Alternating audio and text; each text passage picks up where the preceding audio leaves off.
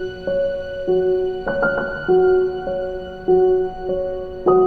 हम देखेंगे प्रकाशित वाक्य उसका 6ठा अध्याय और पहली आयत से देखेंगे। फिर मैंने देखा कि मेमने ने उन 7 मोहरों में से एक को खोला है। ये मेमना प्रभु यीशु मसीह है। एक को खोला और उन चारों प्राणियों में से एक का गर्जन का से शब्द सुना कि आ। और मैंने दृष्टि की और देखो एक श्वेत घोड़ा है और उसका सवार धनुष लिए हुए है और इससे एक मुकुट दिया गया है और वह जय करता हुआ निकला कि और भी जय प्राप्त करे। सफेद घोड़ा पवित्रता को दर्शाता है। सफेद घोड़ा संधि को दर्शाता है, मेल मिलाप को दर्शाता है। तो बोलता है चारों प्राणियों में से एक का गर्जन का शब्द सुना। जब उसने एक पहली मोहर खोली तब ये प्रभु यीशु मसीह पुस्तक की एक मोहर खोल रहा है और आवाज आ रही है, गर्जन की आवाज। और उसमें क्या लिखा है? आ। और मैंने दृष्टि उठा के देखा, यूहन्ना को बोला गया आ। और यूहन्ना ने दृष्टि उठा के देखा तो क्या देखा? एक सफेद रंग का घोड़ा, श्वेत बिल्कुल, और उसका सवार के हाथ में धनुष्य है, यानी लड़ाई की तैयारी वाला है। लेकिन जब वो लड़ाई के लिए निकला है तो श्वेत घोड़ा संधि को दर्शाता है या मेल मिलाप को दर्शाता है और उसे एक मुकुट दिया गया और वह जय करता हुआ निकला ताकि और भी जय प्राप्त करे। ये विजय प्राप्त कर ली उसने, क्योंकि सामने वाले व्यक्ति ने उससे संधि कर ली, मेल मिलाप कर लिया, उसकी अधीनता में आ गया। अब ये जो अधीनता में आया है वो उसकी विजय है और आगे और निकलता जा रहा है ताकि और भी जय प्राप्त करे। जहां जहां भी वो जाए हर एक व्यक्ति उससे मेल मिलाप करे और उसके साथ मिल जाए और ये विजय प्राप्त करता हुआ इसकी सेना बढ़ती चली जाए। फिर लिखता है जब उसने दूसरी मोहर खोली, अब यूहन्ना ने एक मोहर देख ली, दूसरी मोहर का परिणाम क्या है वो देख रहा है। तो मैंने दूसरे प्राणी को यह कहते हुए सुना आ। फिर एक और घोड़ा निकला जो लाल रंग का था। उसके सवार को यह अधिकार दिया गया कि पृथ्वी पर से मेल मिलाप उठा ले ताकि लोग एक दूसरे को वध करें और उसे एक बड़ी तलवार दी गई। लाल रंग लोहू को दर्शाता है। और ये क्या कहता है? जब यूहन्ना ने देखा तो दूसरा एक घोड़ा निकला, वो लाल रंग का था।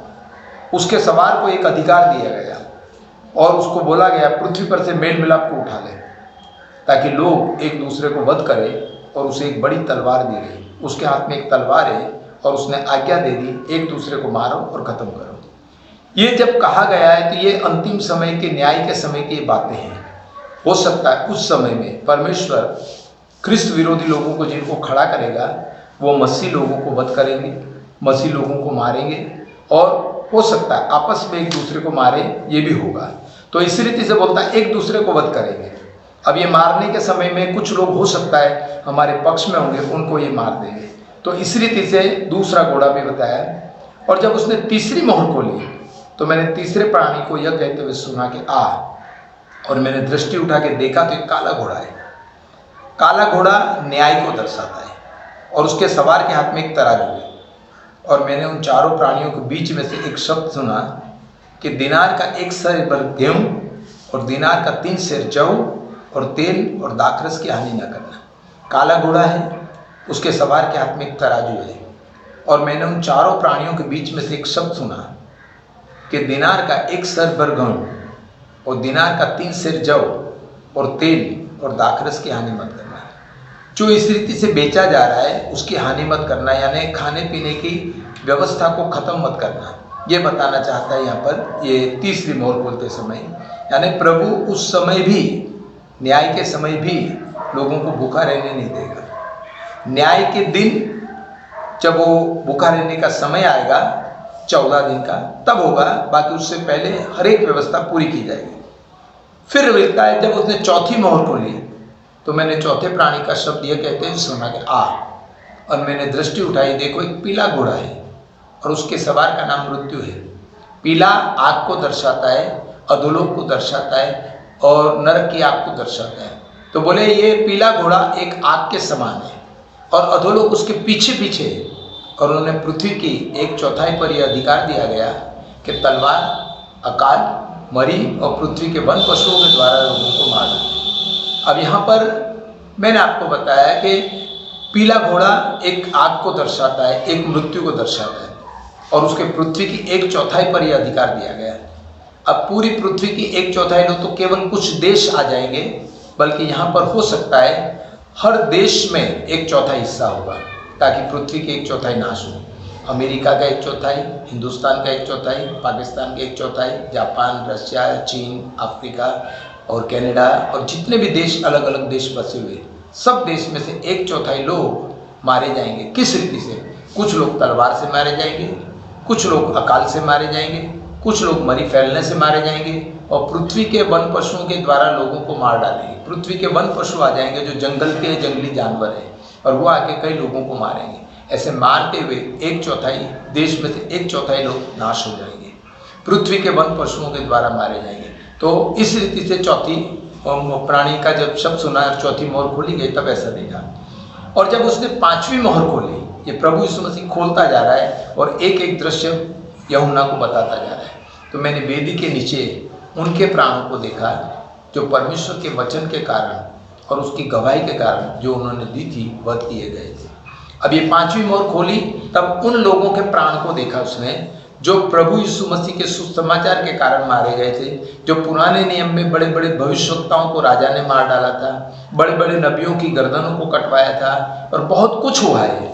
यानी परमेश्वर के पीछे चलने वाले लोगों को बहुतों को मारा गया है, बहुतों को शहीद किया गया है, बहुतों को तलवार से मारा गया है, बहुतों को आग लगा के नाश किया गया है। ऐसे बहुत सारे लोग हैं, इन सब के प्राण परमेश्वर की वेदी के पास है, इन सब के प्राण उस वेदी के नीचे है और जो परमेश्वर के वचन के कारण, उसकी गवाही के कारण जो उन्होंने दी थी वध किए गए। वो वचन सुसमाचार सुनाने के कारण, प्रभु यीशु मसीह के विषय में ये बताने के कारण कि प्रभु यीशु मसीह परमेश्वर का एक सच्चा पुत्र है। प्रभु यीशु मसीह ही केवल है जो परमेश्वर के राज्य में प्रवेश करने का अधिकार दे सकता है। केवल प्रभु यीशु मसीह है जिसके द्वारा आपको उद्धार मिल सकता है। केवल प्रभु यीशु मसीह है जिसके द्वारा आपके पापों को क्षमा मिल सकती है। क्योंकि बाइबल के अलावा कोई भी जगह, किसी भी जगह नहीं लिखा गया कि मैं पापों का प्रायश्चित कर सकता हूँ। किसी महात्मा ने नहीं, किसी गुरु ने नहीं, लेकिन प्रभु यीशु मसीह ने बोला है कि मेरे लहू बहाने का सबसे मुख्य जो कारण है वो ये है कि मनुष्य जाति के पापों की क्षमा करने के लिए मैं जी उठा हूँ। मनुष्य जाति के पापों का प्रायश्चित केवल वो कर ले और मैं उनको माफ कर दूंगा। तो जो वध किए गए थे, जिन्होंने प्रभु यीशु मसीह के विषय में गवाही दी थी, वो बताया था कि प्रभु यीशु मसीह केवल एकमात्र परमेश्वर का पुत्र है, प्रभु यीशु मसीह केवल एकमात्र उद्धार करता है। उन लोगों को लोगों ने वध किया था। ये उन लोगों ने वध किया है जिन लोगों ने प्रभु यीशु मसीह की सच्चाई को पहचाना नहीं, जिन्होंने प्रभु यीशु मसीह पर कभी विश्वास नहीं किया है, जिन्होंने प्रभु यीशु मसीह को परमेश्वर का पुत्र नहीं माना है। उन्होंने बहुत सारे लोगों का नाश किया है, बहुत सारे लोगों को मारा। ये सारी आत्माएं प्रभु यीशु मसीह परमेश्वर की वेदी के नीचे रखी हुई है। उन्होंने बड़े सबसे पुकार कर कहा, हे स्वामी। अब ये आत्माएं चिल्ला कर बता रही है, हे स्वामी, हे पवित्र और हे सत्य, तू कब तक न्याय नहीं करेगा। प्रभु यीशु मसीह ने बोला, मार्ग, सत्य और जीवन में हूँ।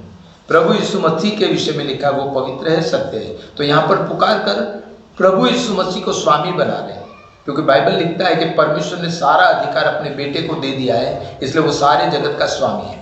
लेकिन परमेश्वर ने अधिकार दिया है, परमेश्वर उसकी अधीनता में नहीं है। परमेश्वर की अधीनता में आज भी प्रभु यीशु मसीह परमेश्वर की अधीनता में ही है और परमेश्वर की आज्ञा के अनुसार ही सब कुछ न्याय करेगा। तो बोलता है, हे स्वामी, प्रभु यीशु मसीह को पुकारा है। फिर लिखा, हे पवित्र, यानी प्रभु यीशु मसीह को छोड़ के दूसरा कोई पवित्र नहीं है। और सत्य, और तू जो सत्य है, जो व्यक्ति के अंदर सत्य 100% समाया हो, जिसके अंदर लेश मात्र के भी अन्याय नहीं कर सकता है, जिसके अंदर लेश मात्र भी झूठ नहीं है, वो कभी भी अन्याय नहीं कर सकता है, क्योंकि सत्य होने के कारण वो न्याय करेगा।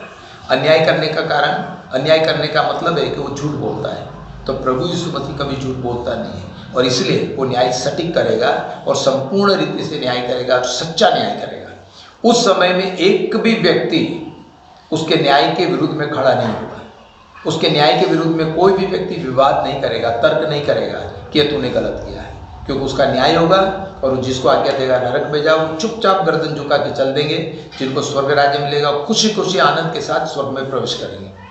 और पृथ्वी के रहने वालों से अब ये लोग पुकार कर प्रभु यीशु मसीह को बोल रहे हैं कि हे प्रभु, हे पवित्र, हे स्वामी, तू सत्य है, तू सही न्याय करता है। तो हम तुझे निवेदन करते हैं कि पृथ्वी के रहने वालों से हमारे लहू का पलटा तो कब लेगा। हमने तुम्हारे खातिर, प्रभु यीशु मसीह की खातिर इन्होंने लहू बहाया है, प्रभु यीशु मसीह के खातिर ये बलिदान हुए हैं, प्रभु यीशु मसीह के खातिर ये मारे गए हैं। तो प्रभु यीशु मसीह ने इसलिए इनको इस राज्य में यहाँ पे रखा हुआ है। अगर प्रभु ने यहाँ रखा है तो ये लोगों का हक बनता है कि ये निवेदन कर सकते हैं। अभी ये पलटा लेने वाली बात है, क्योंकि न्याय पलटा लेने का दिन होगा और प्रभु यीशु मसीह पलटा लेगा। और इसलिए बोलता है कि हमारे लोगों का पलटा तू कब लेगा।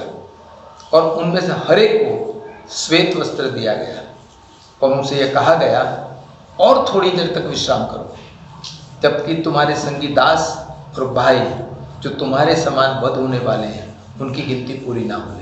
यानी प्रभु यीशु मसीह और परमेश्वर इस बात को जानता है कि न्याय होने से पहले, मान लीजिए 10,000 है, मान लीजिए 20,000 है, मान लीजिए 50,000 है, मान लीजिए लाखों की गिनती है, तो गिनती जब तक पूरी नहीं होगी तब तक वध किया चला जाएगा, तब तक प्रभु के लोगों को सताया जाएगा, तब तक प्रभु यीशु मसीह के सुसमाचारों को बलिदान किया जाएगा, उनको मार डाला जाएगा।